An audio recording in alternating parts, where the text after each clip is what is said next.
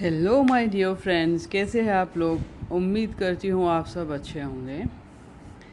Part 3, give from the book think like a monk, train your mind for peace and purpose every day, written by Jay Shetty. Give. Chapter 9, Gratitude, the world's most powerful drug. Appreciate everything, even the ordinary, especially in the ordinary. Pema.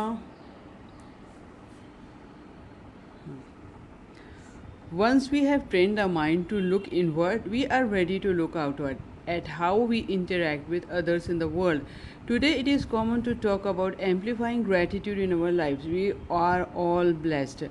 But attaching a hashtag to a movement is different from digging to the root of all we have been given and bringing true intentional gratitude to our lives every day.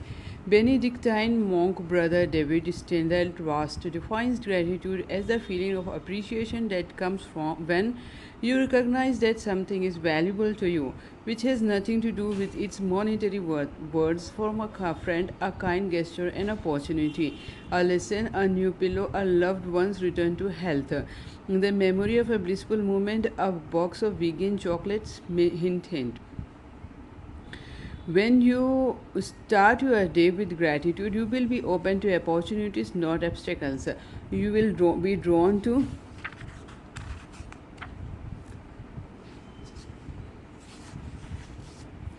creativity, not complaint. You will find fresh ways to grow rather than succumbing to negative thoughts that only shrink your options. In this chapter, we are going to expand our awareness of gratitude and why it's good for you. Then we will practice finding reasons to be grateful every day. We will learn when and how to express gratitude for both small gifts and those that have mattered most. Gratitude is good for you. It's hard to believe that thankfulness could actually have measurable benefits, but the science is there. Gratitude has been linked to better mental health, self awareness, better relationships, and a sense of fulfillment. One way scientists have measured that benefits of gratitude was to ask two groups of people to keep journals during the day. The first group was asked to record things for which they felt grateful, and the second was asked to record times they had been hassled or irritated. The gratitude group reported lower stress levels at the end of the day.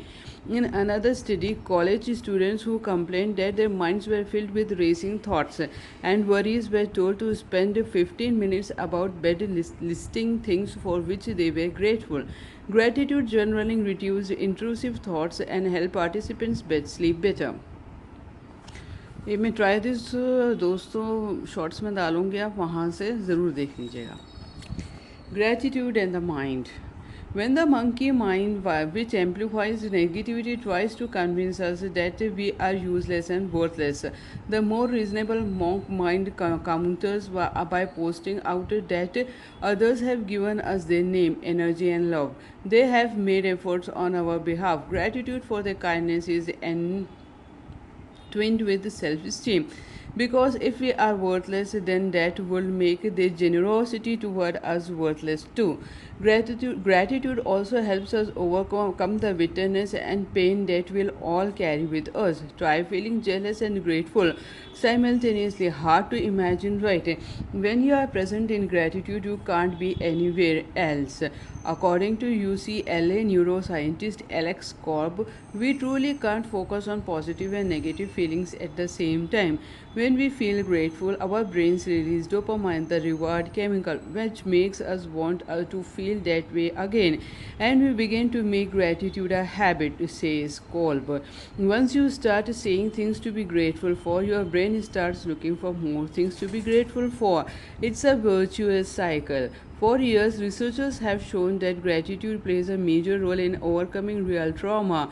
A study published in 2006 found that Vietnam War veterans with high levels of gratitude experienced lower rates of post traumatic stress disorder.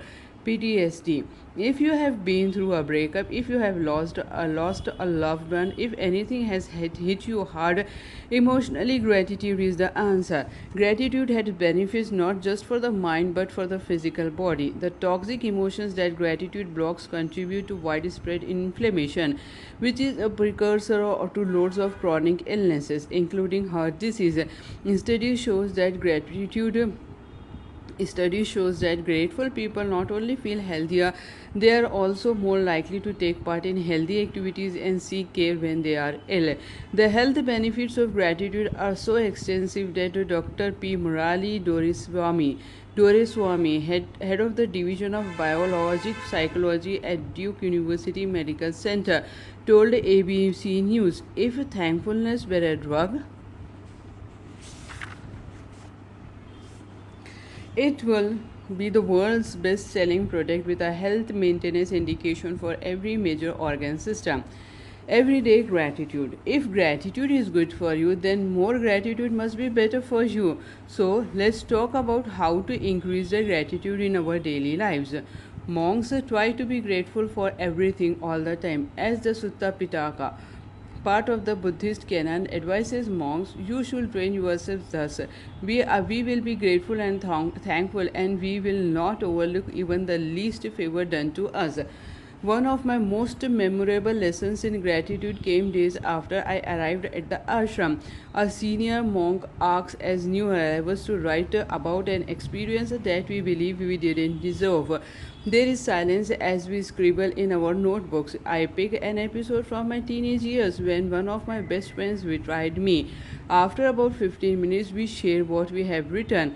One novice describes that painful premature death of his sister.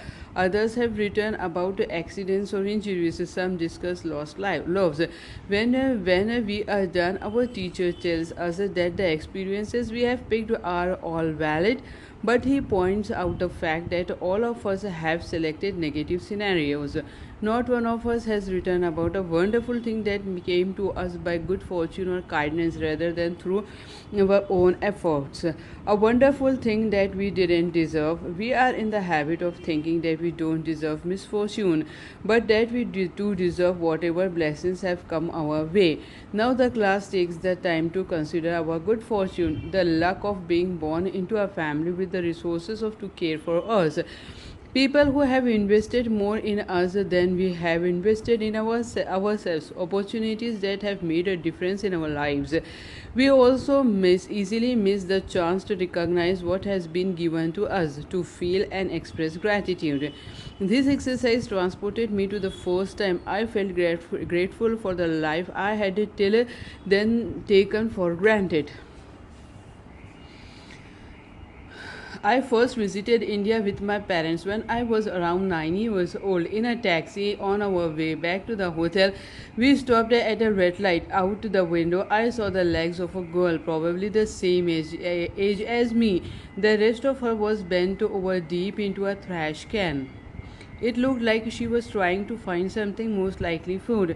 Then we stood up. I realized with shock that she didn't have hands. I really wanted to help her somehow, but I looked on helplessly as our car pulled away. She noticed my gaze and smiled, so I smiled back. Then that was all I could do. Back at the hotel, I was feeling pretty low about the girl I had seen. I wished I had taken action. I thought back to my community in London. So many of us had Christmas lists and birthday parties and hobbies. While there were kids out there just trying to survive, it was an awakening of sorts. My family went to the hotel restaurant for lunch, and I overheard another child complaining that there was nothing he liked on the menu. I was appalled. Here we are with our choices of meals, and the girl I had seen had only a trash can for a menu. I probably couldn't have articulated it then, but that day I gleaned how much had been given to me. The biggest difference between me and that girl was where and to whom we had been born. My father, in fact, had worked his way out of the slums in Pune, not far from Mumbai. I was the product of immense hard work and sacrifice. In the ashram, I began my gratitude practice by returning to the awareness I did started to feel at 9 years old and feeling grateful for what was already mine, my life and health, my ease and safety, and the confidence that I would continue to be fed and sheltered and loved. All of it was a gift. In order to take that appreciation for the gifts of the universe and turn it into a habit, monks begin every day by giving thanks literally. When we wake up on our mats, we flip over to our fronts and pay respect to the earth, taking a moment to give thanks for what it gives us, for the light to see, with the ground to walk on, the air to breathe.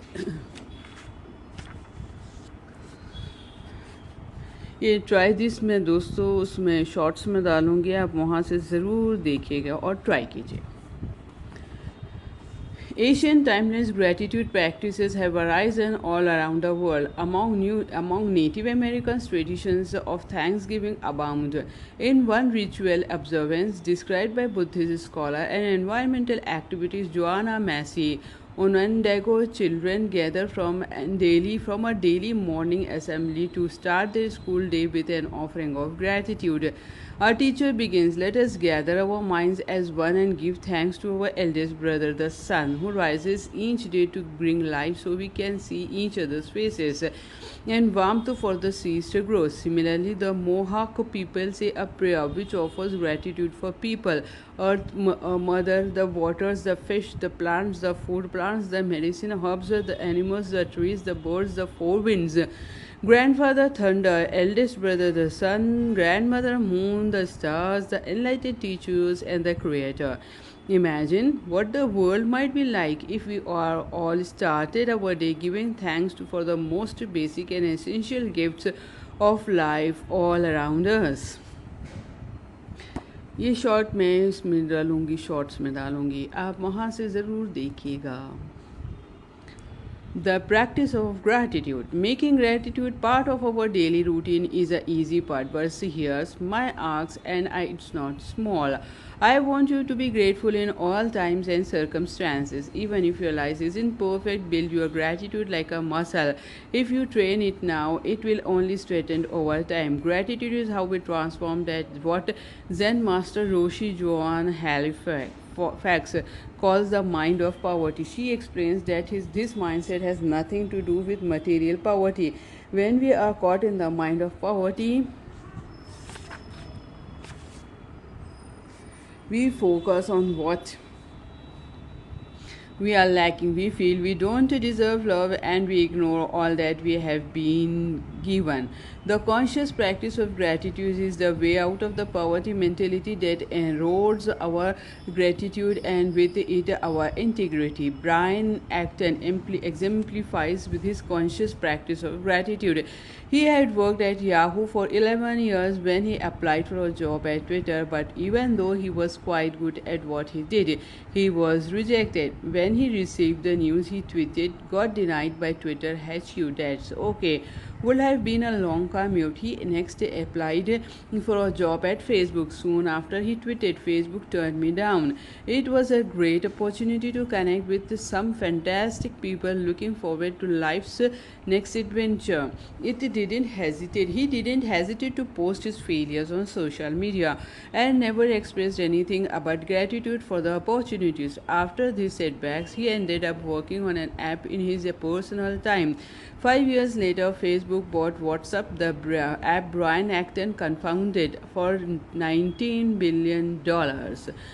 The jobs at the companies that rejected Acton could have paid for less than he made of WhatsApp. Instead of fixating on the rejections and adopting a poverty mentality, he just waited gratefully. He just waited gratefully to see what might be in store for him. Don't judge the moment. As soon as you label something as bad, your mind starts to believe it. Instead, be grateful for setbacks. Allow the journey of life to progress at its own pace and its own about way. The universe may have other plans in store for you. There is a story about a monk who carried water from a well in 2 buckets, one of which had holes in it. He did this every day.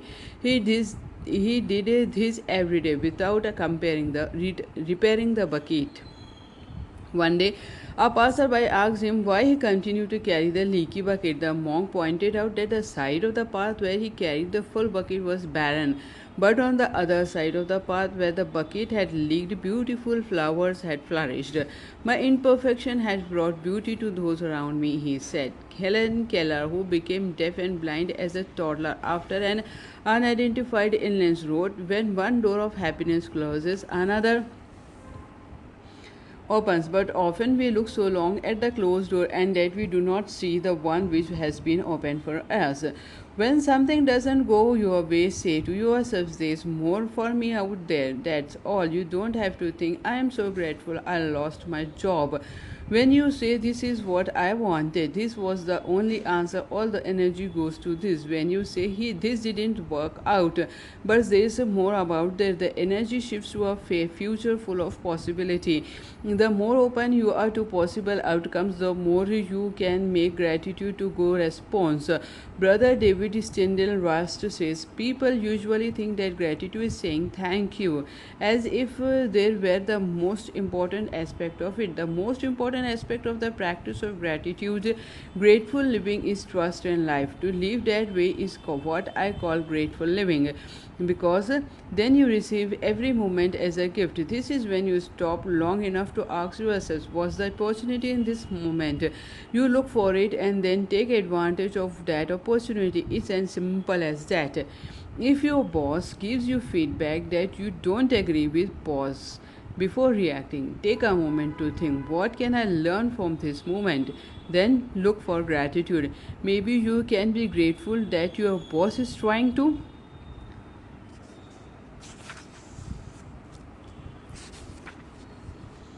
help you improve, or grateful that your boss has given you another reason to leave this job. If you want to catch a bus and you succeed, you will ordinarily feel momentary relief, then go back to your day. Instead, stop, take a moment to remember what it felt like when you thought you were going to miss it. Use this memory to appreciate your good fortune, and if you miss the bus, you will have a moment to reflect. So use it to put the situation in perspective. Another bus is coming, you weren't hit by a car. If you could have been a lot worse. After celebrating the wins and mourning the losses, we deliberately look at either situation with perspective, expect it gratefully and humbly, and move forward. Expressing gratitude. Now that we have broadened the gratitude we feel internally, let's turn the gratitude outward and express it to others. A lot of the time we feel deeply grateful, but we have no idea how to pass it on. There are many ways and depths of giving thanks and giving back. The most basic way to show gratitude is to say thank you, but who wants to be basic? Make your thanks as specific as possible. Think about the thank you notes you might receive after hosting a gathering. At least one will likely say, "Thanks for last night, it was awesome." Another might say, "Thanks for last night, the food was wonderful, and I loved the funny sweet toast you made to your friend." It's far better to express your gratitude in specific terms. The minute we are given incrementally more detailed gratitude, the better we feel. This is the key. Your friend felt joy at being part of the gathering that you put together, and the effort they took to compose that thank you note brought joy back to you. For each of you, gratitude comes from realizing that someone else is invested in you. It's a feedback loop of love. Kindness and gratitude are symbiotic. The feedback loop of love jives with the Buddha teaching that kindness and gratitude must be developed together, working in harmony.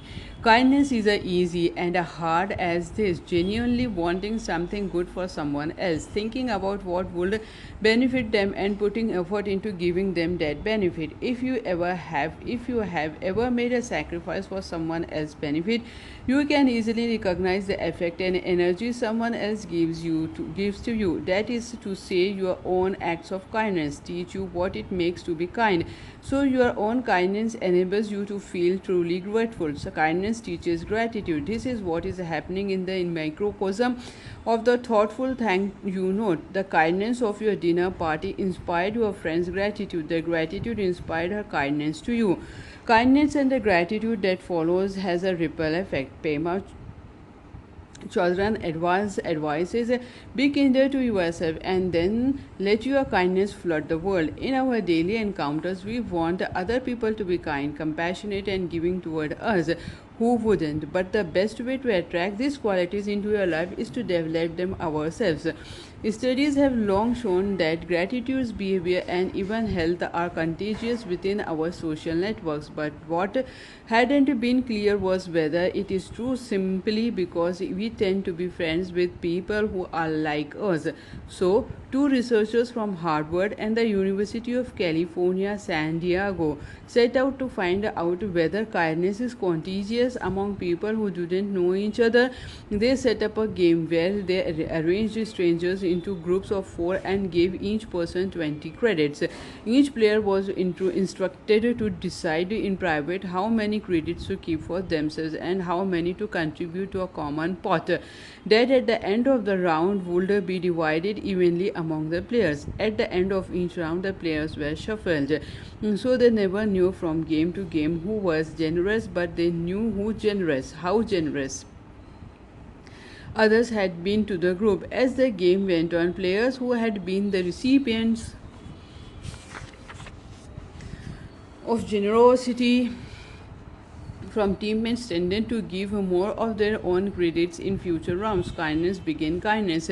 When you are a part of a kindness gratitude exchange, you will inevitably find yourself on the receiving end of gratitude. When we receive thanks, we must be mindful of our egos. It's easy to get lost in the fantasy of our own greatness. When monks are praised, we detach, remembering that whatever we are able to give was never ours to begin with. To receive gratitude with humility, start by thanking the person for noticing, appreciate their attention and their intention. Look for a good quality in the other person and return the compliment. Then take the gratitude you are given as an opportunity to be grateful to your teachers. The kindness of the strangers. Monks put our gratitude practice into action through all the small interactions of the day. I hopped into an Uber once in a hurry and distracted. The car idled on an unusually long time, and when I finally noticed and asked the driver if everything was okay, he said, "Yes, I am just waiting for you to say hi back to me." It was a wake up call, and you can't bet I am more careful about acknowledging people now. Being short and direct may be more efficient and professional, but spending our days on an autopilot blocks us from sharing the emotions that bind us together and sustain us. A study encouraging some people on the Chicago commuter trains to start conversations with strangers on any subject for any moment of time found that those who got up the courage to chat reported a more positive commuting experience. Most of these commuters had anticipated the opposite outcome, and further investigation research found it was that people thought strangers would be unpleasant, but they feared the awkwardness of starting a conversation and worried they might be rebuffed. That wasn't the ease, and most of the strangers were happy to engage. When we make the effort to connect with those around us, we create opportunities for gratitude instead of languishing in any anonymity.